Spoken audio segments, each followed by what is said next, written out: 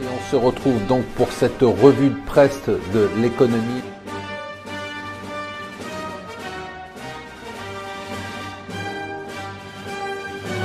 Bonjour et bienvenue sur Mon Financier pour la revue de presse de l'Écho. Nous sommes le mercredi 19 avril. La surprise du jour, alors c'est vraiment une surprise, hein. Ces élections anticipées en Grande-Bretagne, Theresa May avait dit non, il n'y aura pas d'élections anticipées. Voilà qu'elle change d'avis, elle lance des élections anticipées très rapides, hein. Le 8 juin, le but est simple, c'est de se débarrasser des eurosceptiques les plus virulents de son camp pour négocier une sorte de soft Brexit. En tout cas, c'est ce qu'explique le Financial Times, avec un délai, surtout une période de transition, c'est ça dont on parle, hein. C'est-à-dire qu'on est en train de dire, bon, il y aura 2 ans de négociation, mais de toute façon, on ne pourra pas sortir dans 2 ans, donc il faut une période de transition. Or, une période de transition, s'il y avait eu au milieu des élections, ça aurait été un problème. Donc là, elle dit, je suis tranquille jusqu'à 2022.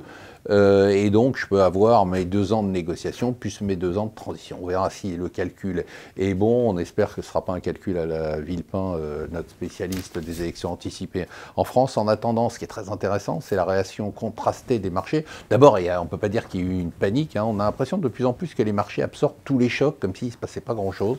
Mais enfin, on a eu quand même une hausse de la livre sterling de près de 3%, une chute des marchés britanniques de 2,5%. On explique que, bon, voilà, la perspective de soft Brexit, ça fait monter la livre. La montée de la livre, ça fait baisser la bourse. Voilà. Les résultats de Goldman n'étaient pas très bons, alors que les résultats des autres banques étaient plutôt bons. Du coup, Goldman s'est pris, c'est assez rare pour le signaler, un pain de 4,5% sur son titre hier. Il nous manquait plus que ça, hein. On a tout eu dans cette élection présidentielle, des candidats hologrammes, des candidats qui racontent n'importe quoi. Et là, il nous manquait qu'une menace terroriste et des candidats. On apprend que François Fillon, on lui a demandé de se balader avec un gilet pare-balles. Il a refusé. Enfin, on a passé encore une étape, hein. C'est-à-dire que là, des élections présidentielles, on demande à nos candidats de se balader avec des gilets pare-balles. Voilà, j'ai l'impression quand même qu'on a franchi un cran, et un cran qui n'est pas très agréable une fois de plus. Allez, une bonne nouvelle, le FMI qui revoit toutes ses prévisions de croissance mondiale. Alors, c'est pas l'explosion, mais quand même, c'est 0,1% de plus.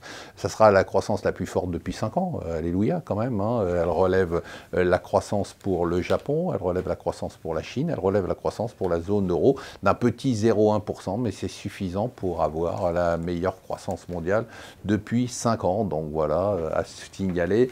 Et lui, il continue à signer ses décrets, c'est Donald Trump. Alors hier, il vise directement la Silicon Valley, c'est-à-dire qu'il va rendre moins facile l'attribution de visas pour les étrangers très qualifiés. Il y a à peu près 85 000 visas qui sont délivrés chaque année pour des gens principalement dans le domaine de la technologie et de l'informatique.